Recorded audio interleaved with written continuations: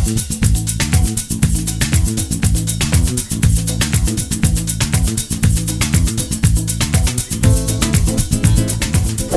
warahmatullahi wabarakatuh. Ketemu lagi dengan saya Glenn Diasgar. Dan di pertemuan kita kali ini, saudara, kita akan membahas tentang akibat dari PPKM yang dirasakan sangat memberatkan masyarakat, terutama dari golongan ekonomi menengah ke bawah ya, dan menengah ke atas juga sama terdampak. Hadir di antara kita ada Bapak Rahman. Kang Rahman ini adalah seorang jurnalis yang sudah malang melintang di dunia dan di akhirat, karena sudah dari lahir beliau sudah menjadi jurnalis langsung kritis protes kepada ibunya. Dan juga hadir seorang ketua umum dari organisasi kemasyarakatan LSM ya, Lembaga Swadaya Masyarakat Forum apa itu? Pemuda Peduli Garut kan. Nah, Forum Pemuda Peduli Garut atau FPPG. Beliau merupakan seorang yang sangat kritis ya, mengkritisi apa yang menjadi persoalan di Kabupaten Garut ini adalah Bapak Asep Nurjaman, SPD MPD abdi mah Joe Henry SH susah hirup. PPKM gitu. Saya Rahman Esa LC naon LC Ladies Club sudah Ladies Club. Kang Rahman, ya karena dampak dari PPKM sendiri khususnya di Kabupaten Garut ini kan yang harus menjadi persoalan hari ini adalah ketika kita dikurilingkan lamun erek mencapai satu tujuan komode asup ke pengkolan geus teu bisa kan. Menurut Akang berdua nih, apa sih yang seharusnya dilakukan oleh pemerintah Kabupaten Garut terkait dengan PPKM ini?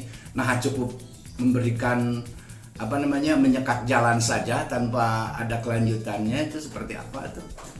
Siapa dulu nih ketua? Asa we mah udah bebas. Bebas ditarik. Kalau kita bicara PPKM ya, sekarang sudah ada perpanjangan lagi.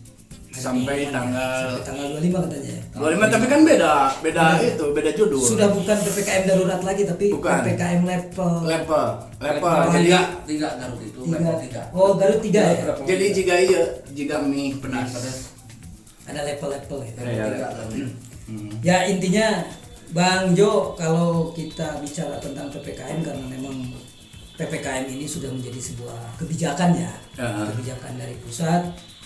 Ya sebagai warga negara yang baik tentunya mungkin kita mengikuti atau taat aturan ya terhadap apa yang menjadi sebuah kebijakan. Nah, hanya mungkin ketika berbicara daerah, khususnya untuk Kabupaten Garut, memang sejatinya ketika PPKM ini diberlakukan, Kabupaten Garut sebagai kabupaten yang juga sama gitu ya terdampak dari pandemi ya, pemerintah daerah harusnya siap. Jadi bukan hanya siap melaksanakan menjadi aturan PPKM ya, tapi juga siap dalam kata lumayan lagi. Kita sama-sama taat melaksanakan aturan yang sudah yang sudah digariskan atau diinikan oleh pemerintah pusat. Tapi juga pemerintah daerah harus siap, karena dengan adanya PPKM ini tentunya masyarakat pasti bakal terdampak.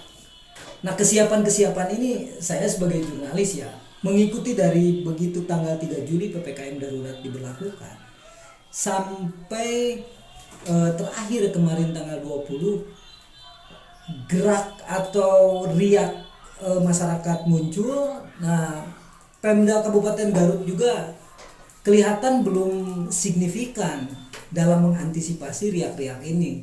Intinya ketika kemarin pada hari Jumat tanggal 16 ya, ada masyarakat yang spontan ngeriung lah di pendopo gitu, mereka pada akhirnya curhat juga terkait masalah pemberlakuan PPKM. Siapa yang curhat, Pak? Ya ada perwakilan dari masyarakat itu, mak-mak lah ya. Ada yang dari Leles, dari Kadungora, dari Limbangan, karena kebetulan saya mengikuti ketika warga para yang kebanyakan emak-emak ini ditemui oleh unsur Forkopimda.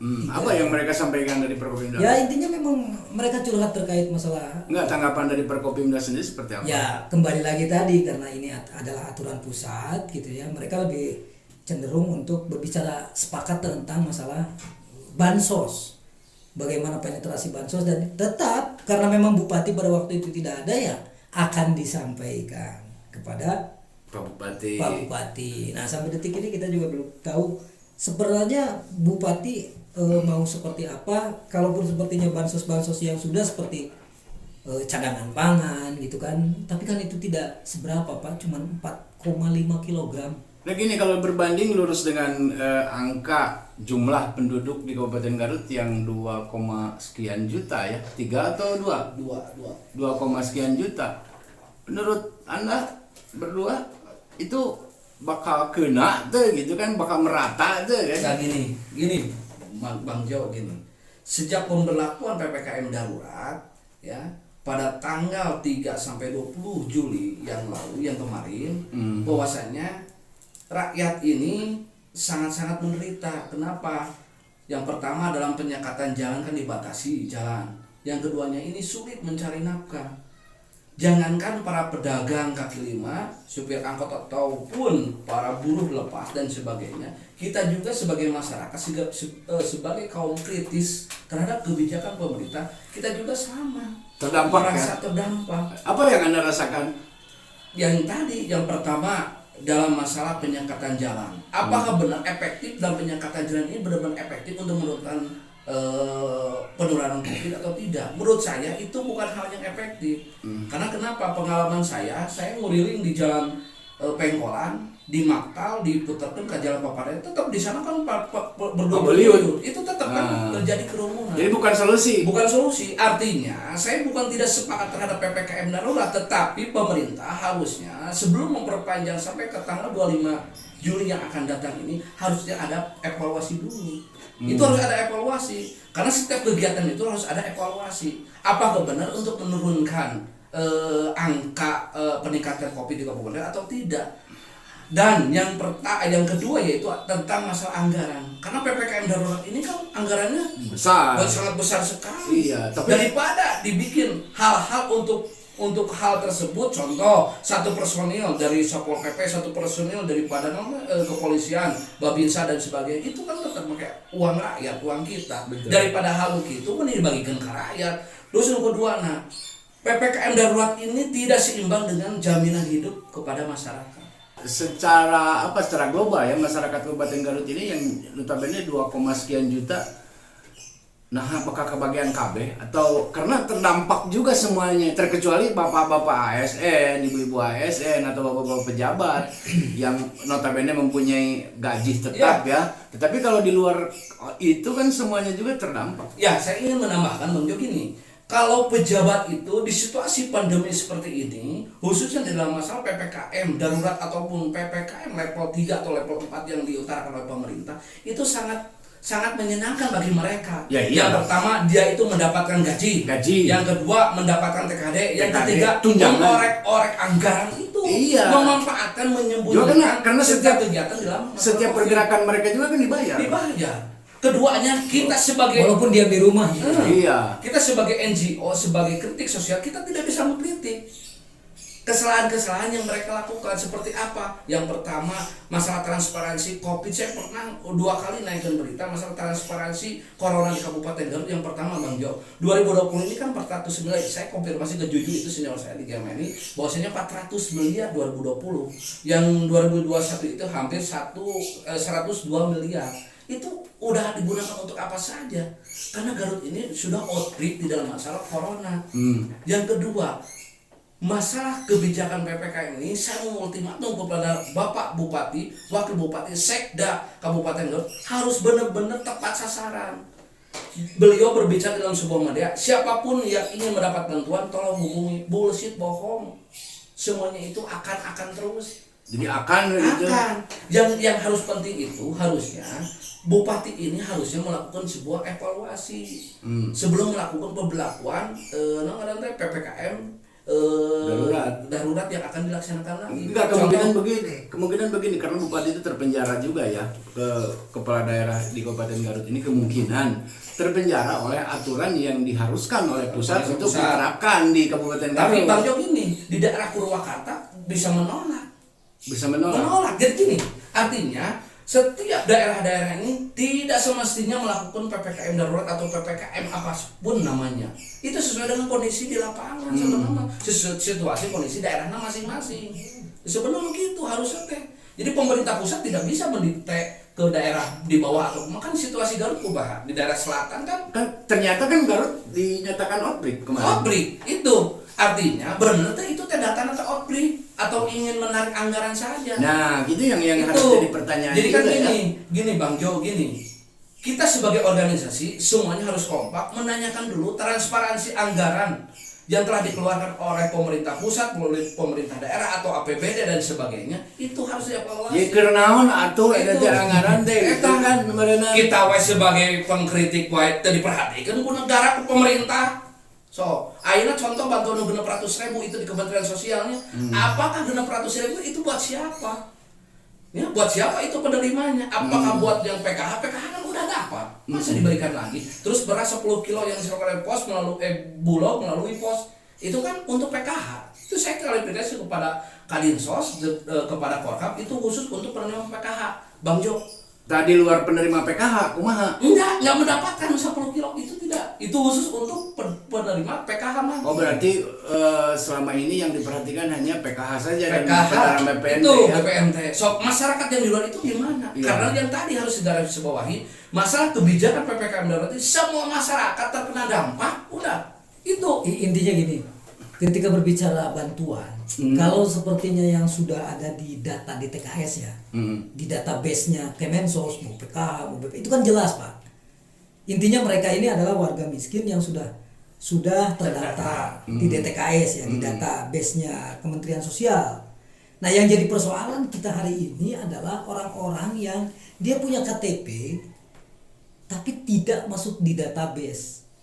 Database DTKS, tapi mereka pun terdampak karena dampak dari ini sekarang bukan oleh masyarakat miskin dan masyarakat bawah, masyarakat menengah aja lah gitu ya, itu sudah mulai nih terasa, dampaknya sudah mulai terasa. Ya masyarakat atas juga sekarang sudah mulai makanya kolaps. Ya, intinya kan perusahaan yang menarik hari ini PHRI sudah menyatakan menyerah putih. Nah itu kan istilahnya mereka adalah kelas punya hotel lah ya. Kelas atas itu kan tetap berbenturan dengan pihak perbankan karena mereka itu meminjam uang kepada pihak perbankan itu pasti. Itu karasaku saya, kakak saya ini pengusaha di Sukaregang, dia itu pinjam ke bank tetap kan ditutup kan showroomnya. Di Sukaregang itu ditutup showroomnya semuanya. Tapi bayar terus. Bayar. Saya mohon begini kepada pemerintah khususnya Bupati Garut, cik atau bikin surat edaran kepada bank atau leasing dan apapun juga atau koperasi, hentikan bayar penagihan. Terus Bang, nu kaduana masalah IndiHome kudu mah atuh digratiskeun selama PKM mah. Terus masalah PDAM, masalah PLN kudu mah digratiskeun di. Da bener. Geus teu kabayar. Geus teu kabayar Pak Bupati ya ge nah. Pak Bupati dangukeun. Pak Bupati mah enak ngeunang gaji, oteng ini proyek eta corona. Ya, yang harus kita garis bawahi adalah ketika PPKM ini diberlakukan, pemerintah daerah itu tidak membuat regulasi yang mengatur tentang sistem PPKM itu sendiri. Iya. Bagaimana sih kalau diterbitkan kalau tadinya ada PBUK ya, atau surat edaran, atau keputusan ini yang akan tidak menyulitkan masyarakat secara menyeluruh sebetulnya. Betul. Dan lagi yang saya perhatikan adalah sekarang ketika PPKM ini dioptimalkan di Kabupaten Garut, berdampak apa sih gitu? Iya. Dampaknya apa? Nah, karasatu dampaknya yang terutama oleh masyarakat mah nu karasana teh dampaknya teh lieur. Iya. Tambah terbebani gitu kan. Sementara kemarin saja betul kegiatan masyarakat itu rada berkurang, tetapi itu tidak mengurangi jumlah kematian karena COVID itu sendiri. Artinya gini Bang Jo, jadi pemerintah ini yang tadi Jadi harusnya dievaluasi dulu yang kemarin sampai ke PPKM kemarin harus Selama mereka 2 itu minggu itu ya? evaluasi. Selama 2 minggu Itu kemarin. harus dievaluasi keduanya. Apakah ada ada perubahan atau tidak melalui PPKM ini? Dan yang terpenting adalah transparansi anggarannya ini yang harus akuntabel. Jadi gini Bang Jo, masyarakat kudu taat karena aturan, tapi jaminan hidupnya teu dijamin itu. Edek-edek taat kumaha lamun pemerintah tidak bertanggung jawab. PPKM teh ya pelan-pelan kita mati, pemerintah teh atau kumaha? Kan harus jelasnya. Itu jadi gini, tuntutan sebagai masyarakat Bang Jo gini. Cik pemerintah teh kudu jeli dan semua nanti oge terdampak. Dek pengusaha dek nanon ge terdampak. Contoh banyak cek abi teh di daerah Sukaregang. Semua showroom anu masuk ke rumah abi di Sukaregang semuanya ditutup. Ditutup itu. Tetap kan anu beban memang anu tadi tanya masalah kabang atau semua kan tetap kudu bayar kan teman tahu Bang. Tah harus nanti ada sebuah penyegaran di bupati teh kedah nama ka pihak pelaku usaha kecil menengah teh harus Kebijakan ya. Kebijakan. Iya. Harusnya membantu pihak perbankan jangan dulu menagih selama diberlakukan PPKM itu harusnya seperti itu. Iya, termasuk juga kepada pelaku media seharusnya itu Iya, berlaku juga ya. iya. Karena media juga yang terimbas. Yang pertama kita terus memberikan kontribusi kepada masyarakat Garut dengan pemberitaan-pemberitaan kita ya untuk memberikan informasi sekecil apapun tentang kejadian-kejadian yang signifikan yang terjadi di Kabupaten Garut khususnya. Tetapi timbal baliknya gitu kan, bukannya kita apa namanya mengambil keuntungan.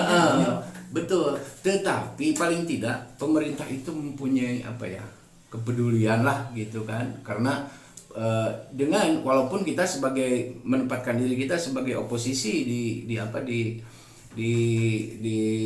pemberitaan kita ya, karena sebetulnya bukan oposisi, hanya kritik membangun saja gitu. Jadi Bang Jo harusnya PPKM itu aturannya selain pembatasan kegiatan masyarakat, harusnya ada juga perhatian pemerintah kepada masyarakat. PPKM juga sama harus bareng itu betul. Harus seperti apa pemerintah daerah, tiap-tiap kota kabupaten memang istilahnya punya kebijakan masing-masing, regulasi masing-masing. Tapi sekarang kan seolah-olah para pemangku kebijakan ini diam. Termasuk DPRD, termasuk pemerintah atau SKPD yang terkait seharusnya memberikan dulu dong ini loh yang pemerintah berikan untuk masyarakat ini. Terus didorong dong sama dewan gitu kan, karena dewan ini paling tidak dia memberikan menjabarkan kebutuhan masyarakat di Kabupaten Garut selama PPKM ini apa gitu, karena memang kepanjangan tangan dan salut sama anggota legislatif di Kabupaten Garut. Kebanyakan betul-betul patuh, diam Pak. Diam betul. Patuh, betul. diam. Di aturan PPKM. Iya, diam. Betul diam. Diam. Iya, itu kita juga kan patut juga mengapresiasi kepada mereka yang tidak diam, ya. Ada sebagian yang saya sebutkan aja, Kang Yuda dari PDIP ya, terus Kang Iden Sambas dari PKB ya. Terus Pak Deden Sofyan dari Golkar. Karnoto juga pernah bercerita dari mana itu PKS ya. PKS. Nah, ini kita patut apresiasi. Tetapi yang sebagian besarnya ini kemana? Ya, gitu. Betul.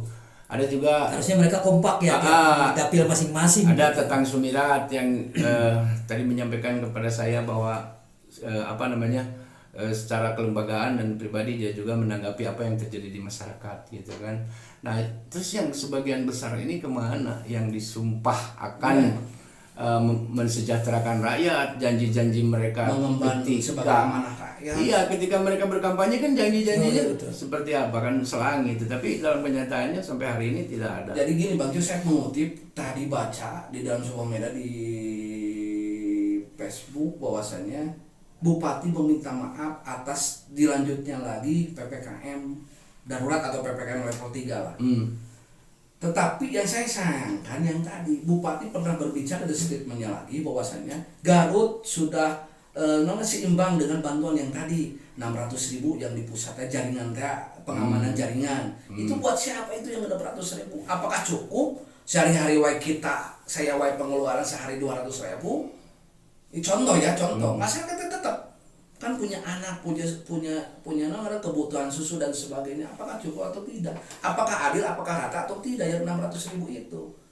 Kebagian TKB kebagian gitu. sadayana. Makanya ari di tina undang-undang mangjo undang-undang 1045 dijelaskan kan orang jelas. Setiap warga negara wajib dilindungi, disejahterakan, dicerdaskan, dibenghakkan teh ku negara. Da orang sebagai rakyat. Terus kedua nanti undang-undang karantina pasal 8 jelas eta teh Bang Jo. Da sebenarnya itu PPKM tang rahman da lockdown keneh na meureun sieun mun leuwih disorot jadi pakai PPKM padahal mah sama. Beda istilah. Ada istilah tapi tujuannya mah sama. Tujuannya sama lockdown sebetulnya. Lockdown, Tetapi pemerintah juga kan harus cuci tangan, Pak. Iya. Harus cuci tangan. Dalam soal apa? Merapan rakyat apa? Iya. Teu sanggup.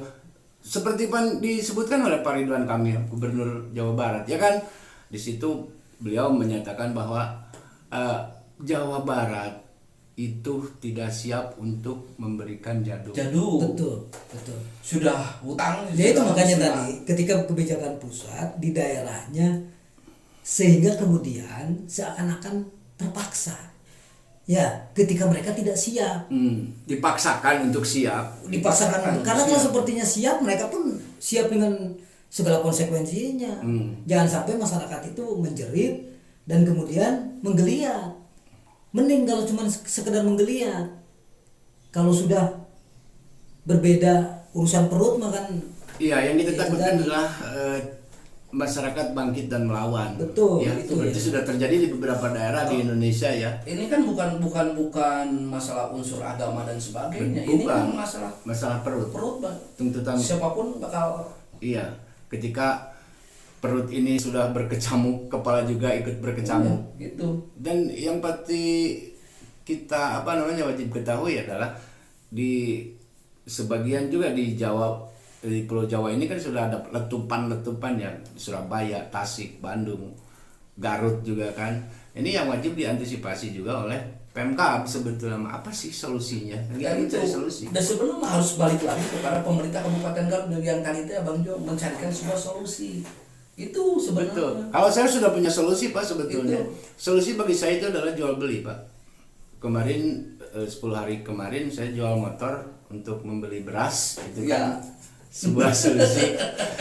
Ya, saya jual baju untuk beli beras, itu sebuah solusi juga. Tetapi tidak menyelesaikan masalah ini. Malah menambah masalah. Nambah masalah. Iya, siapa yang dirugikan keluarga saya? Jadi saya bertanya kepada Bang Jo, siapa yang diuntungkan masalah ini? Apakah pejabat, apakah rakyat? Ya kita sudah tahu sendiri dong siapa yang diuntungkan di dalam masalah ini kan. Siapa yang gajinya naik? Pejabat. Iya, siapa yang dapat tunjangan? Pejabat. Rakyat dapat apa? Dapat kabar. dapat kabar janji akan. Nah, ini yang patut menjadi perhatian apalagi dari LSM Ormas dan kita sebagai pelaku jurnalis ya. Ketika sebuah kebijakan tidak pro kepada rakyat, apa yang harus dilakukan? Nah, itu mungkin ada hal yang harus diperhatikan.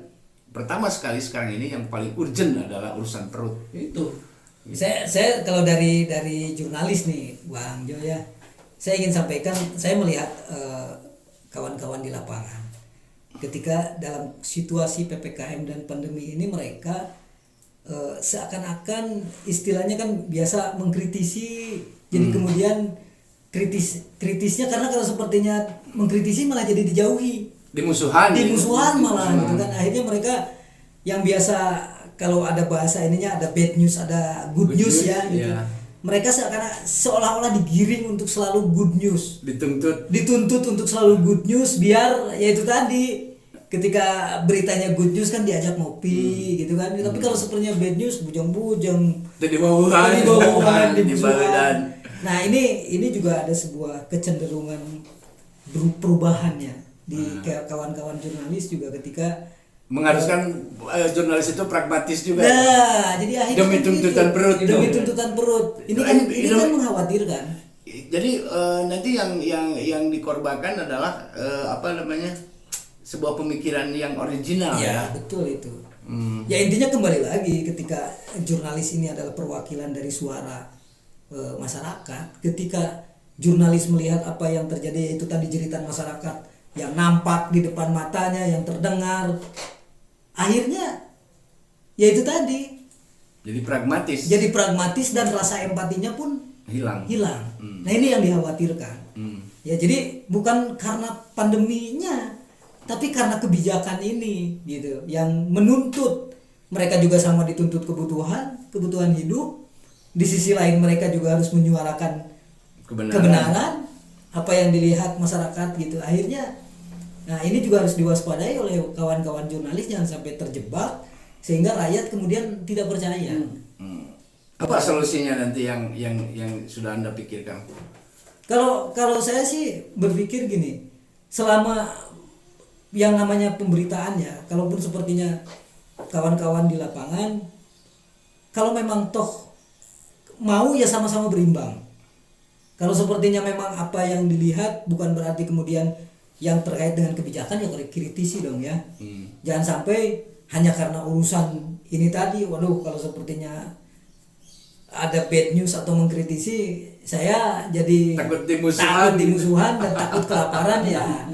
Itu juga berlaku juga untuk LSM gitu. Ya sangat berlaku. Sangat berlaku ya. Ya, Jadi sekarang mah LSM belum rapat gitu. Enggak, jadi gini. Menurut pandangan saya bahwasannya gini, tetap kembali lagi kepada yang tadi, kebijakan daripada pemerintah kita. Harusnya pemerintah kita ini mempunyai hati. Artinya mempunyai hati ini seperti apa? Kan ada dinas-dinas sosialnya, dinas sosial ciperuntukan teh harus kumaha, kan banyak anggaran-anggaran di dinas sosial, bukan masalah BPN TPK, itu ada urusan pusat. Ada anggaran APBD yang dikelola oleh dinas sosial. BPBD udah jelas kan, ini kan disebut dengan bencana nasional kan. Corona ini kan bencana nasional. Peran fungsi dari pada BPBD bukan saja bencana nasional, ya, bencana dunia sebetulnya. Ya maksudnya gini, apakah mereka ini udah terjun langsung ke lapangan situasi kondisi masyarakat, termasuk kita lah, kita juga jangan munafik, kita juga semuanya terdampak.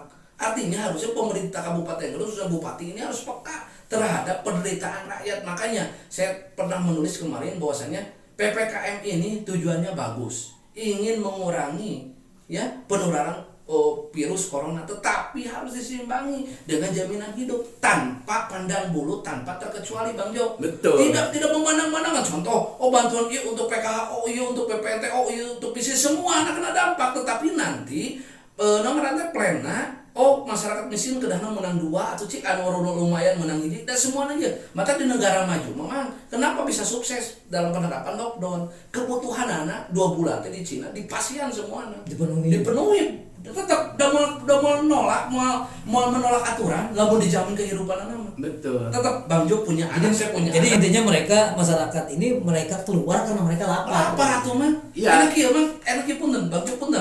Anu dapat wae bantuan, nu tadi saya balik lagi 600 itu main karena naon 2 bulan Bang Jo.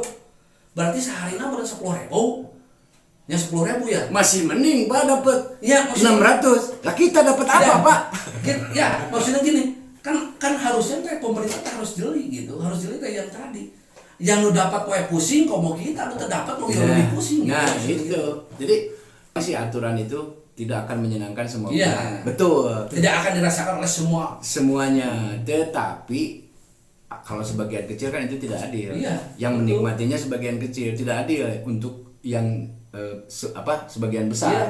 Nah, ini yang harus sebetulnya jadi PR juga ya buat Pemkab Garut, dan untuk dipahami juga oleh para anggota dewan juga, karena mereka lah pemangku Itu. kebijakan. Harusnya anggota dewan yang tadi kembali lagi membuat regulasi. Harusnya dewan memanggil pihak eksekutif dalam menyusun terkait permasalahan ini. Harusnya peka mereka itu. Karena yang tadi Ya dibicarakan, paling tidak dengar pendapat lah ya. Itu. Contoh kayak Bang Jo gini, di dinas DKP ada beras cadangan, Mang. Itu beras cadangan teh ka mana, dipasikeun mana? So, kan aya informasi gini. Untuk masyarakat yang terkena virus yang positif isoman di rumah. Saya ada di Jalan Sari, 60 orang itu tidak mendapatkan itu, Bang. Tidak mendapatkan beras itu. Tidak mendapatkan jaminan hidup, itu tidak ada. Itu saya konfirmasi kepada dinas sosial dan pihak Wakaf bahwasanya itu sebelum perbumnya dikeluarkan oleh bupati. Tuh berarti kan lucu. Kan di pemerintah mah udah jelas anu positif, anu cari di rumah sakit atau rumah, meunang jaminan hidupna, obat-obatan dan sebagainya. Sok anu positif beli vitamin sorangan. Betul. Duit sorangan, padahal mah eta teh duit teh anu vitamin teh mahal mang ari corona mah. 150.000, 200.000 ukur aja beli etanya nu miskin aja lieur. Tah pemerintah teh eta Bang Jo, bukan masalah ekonomi, masalah sembako doang, tetapi masalah obat-obatan vitamin sok dijamin teh urang-urang. Mana ada Mana beli buah-buahan mana tah eta. Jadi Bang Jo intina mah lah pemerintah Kabupaten Garut menari di atas penderitaan rakyat intina mah lah. Eta atuh. Setuju. Karena apa? Yang kita lihat sekarang di beberapa video lah ya yang beredar di WA grup itu, kita lihat arogansi dari para penegak disiplin itu ya, penegak aturan itu.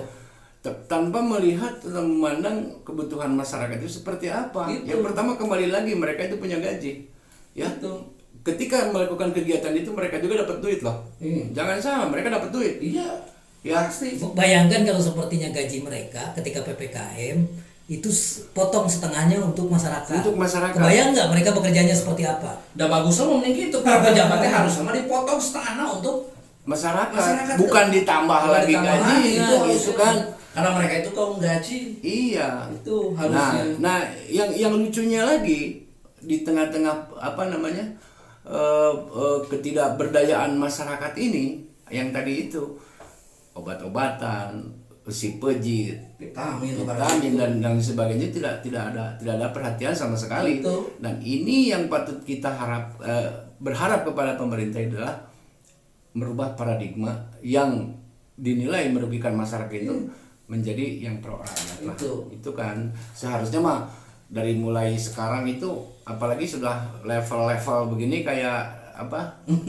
Kayak Ya. Ramen. Kayak ramen Kita pedas memang gitu. dari kawan-kawan jurnalis juga menunggu Bupati Garut berani tidak untuk melakukan diskresi. satu kebijakan yang populis. Ya. Intinya itu ya. Yang bukan populis sebetulnya mah justru yang berlawanan dengan aturan, tetapi yang pro rakyat. Karena Iya, selama ini yang aturan populis. yang diterapkan oleh pemerintah pusat itu tidak pro rakyat. Dan sebenarnya gini Bang, kalau kita terus mengacu terhadap aturan yang tidak sesuai dengan keinginan rakyat itu bisa sebetulnya. Betul. Yang penting melawan aturan dari yang kepentingan rakyat mah. Betul. Boleh-boleh saja. Boleh saja. Ini contohnya para pejabat terus butuh voksina seperti apa, tapi tetap kan ngagarong ngajualan proyek dan sebagainya, itu kan melanggar aturan, itu mah jelas. Betul. Memperkaya diri. Tapi kan ini mah yang tadi yang diutarakan Bung Rahman bahwasanya diskresi atau apapun namanya untuk kepentingan rakyat mah nggak apa-apa. Yang penting mah untuk kepentingan rakyat nggak apa-apa. Udah di Batur namanya, di Batur demi membela rakyat sabadoting dipun ke dibui gitu kan pejabatnya. Ya kedah nama kieu bupati teh tong narima gaji, tong narima TKD, balikeun nya. Ke pihak media atau ke pihak Tong salah, bupati itu kan loba keperluanan apa jabatan rakyat ya. Terus kunjungan walaupun itu ditanggung ku negara walaupun rumah sakitnya beres. Nanti kita bahas yang lain di season yang lain kalau masalah rumah sakit ya, karena di situ juga ada bed yang harus kita sikapi. Tetapi ya paling tidak kita sebagai warga Garut lah ya, yang mempunyai kepedulian terhadap masyarakat yang lainnya walaupun orang kelaparan, betul kan kerasa kekerpekan kembawa yakin gitu kan. Tetapi paling tidak kita masih ada yang di bawah yang lebih membutuhkan. Bulan puasa lain gitunya. Asa lucu kan bulan puasa lain lapar kan. Duit boga. Nah, ini katanya Pak Bupati kemarin ada di berita juga ya, yang mengatakan bahwa siapa yang belum menerima PKR yang menerima bantuan lapor ke saya, Pak abdi acan nampi Pak, dari mulai pertama ada COVID sampai sekarang alhamdulillah itu nampi bantuan. Sami idem Langsung gitu. Iya abdi lapor ya Pak ya. Baik ku ambil di sok dikasih. Jadi dari pembicaraan kita dapat ditarik poin ya teman-teman, bahwa PPKM itu pada intinya tidak pro rakyat. Bahkan untuk di Kabupaten Garut PPKM banyak merugikan masyarakat. Merugikan rakyat. Iya. Kenapa? Dikungkung tadi awur.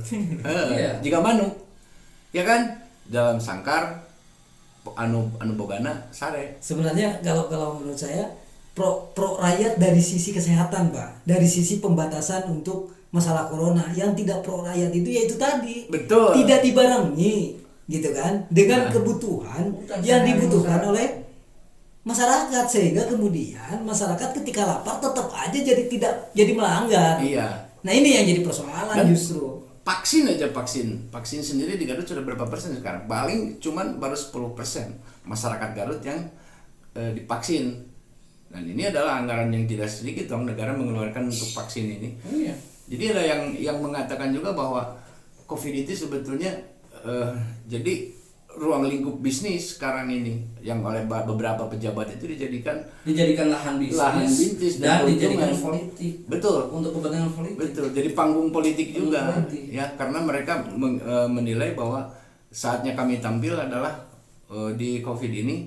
Yang pertama untuk merekayasa bahwa di COVID ini saya harus memperlihatkan berjuang untuk rakyat, tetapi pada akhirnya ada angka-angka politik di situ nanti. Ini sebenarnya membiaskan isu-isu kasus-kasus anu lain sebenarnya. Arato ieu mah ada Covid pejabat mah. Oh betul, tetapi kan ada pasti bakal berakhir juga. Nanti isu-isu itu juga akan terangkat kemudian.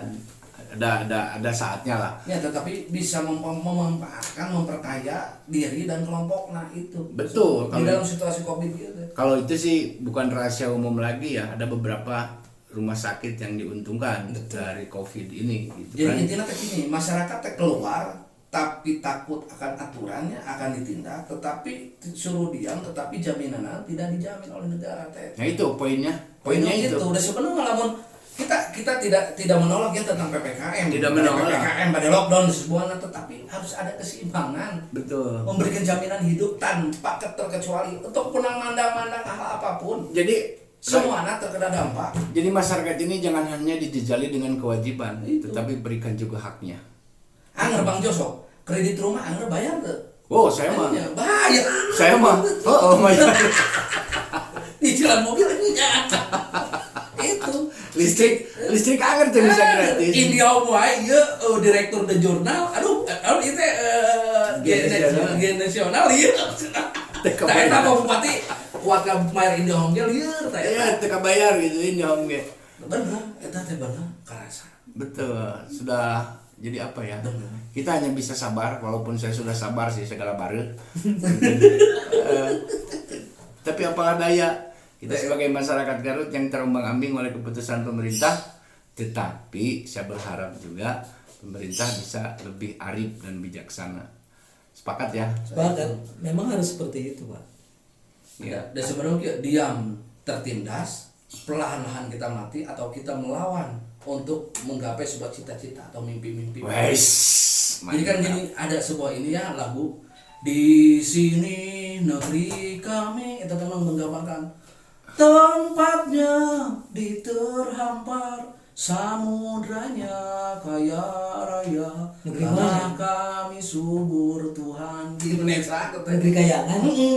subur, tapi kan Indonesia mah subur, tetapi Iya. dinikmati enggak ku masyarakat, enggak, tetap ku para kapitalis dimanfaatkan. So kaina mereka dirampas haknya, ya seperti PKL. Tetapi supir jangan angkot, dan sebagainya. jangan menyalahkan pemerintah juga. Soalnya kan di undang-undang kekayaan alam, air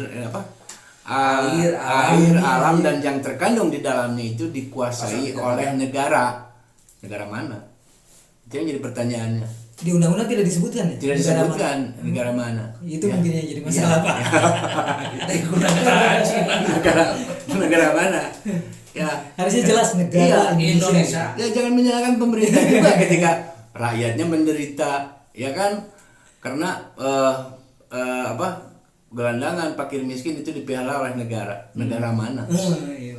Kurang dijelaskan Bisa negara jadi. Indonesia. Nah, kalau dijelaskan secara eksplisit negara Indonesia berarti bakal paham lah. Tapi kalau negara mana? Tapi benar Bang Jo, di dalam sebuah penegakan PPKM khusus di Kabupaten Garut benar. Jadi penindakan mah benar ini, tetapi nu tadi teh ya ka masyarakat mah benar, tegas teh benar, ka Betul. PKL benar di Bumurak mah. Ya benar.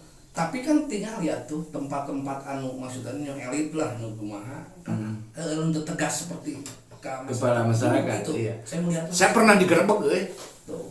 pernah kena digerebek Pak Dandim, Pak Kapolres, Pak Kajari ya. Waktu itu belum diganti Pak Kajarina. Lagi makan nih di warung di sebuah tempat makan di bilangan Otista. Saat kernyantai makan padahal nggak ada kerumunan, kur genepan itu. genepan nih menikmati makan karena kita sudah Padahal mah balik ke Bang Jo malenan bawa eta ge no ngarajian kelobaan eta kerumunan. iya betul. Ya, jadi memang definisi kerumunan ini sendiri belum sampai detik ini kerumunan tuh berapa orang sih sebenarnya? Bener. Tapi mereka makan seolah-olah akulah penguasa. Kamu tahu apa? Gitu kan? Ada pemewah seperti itu. Saya penguasa. Kamu mau apa? Kamu melawan. Gitu. Jadi yang namanya masyarakat dituntut dengan kewajiban tanpa diperhitungkan haknya. Itu mungkin yang dapat kita petik hari ini poinnya. Oke, kita akan kembali lagi dengan pertemuan kita selanjutnya untuk membahas hal-hal yang lain terkait dengan COVID-19 atau apapun yang ada di Kabupaten Garut. Salam dari saya Johnny Asgar. Assalamualaikum warahmatullahi wabarakatuh. Waalaikumsalam warahmatullahi wabarakatuh. Merdeka. Merdeka. Yup.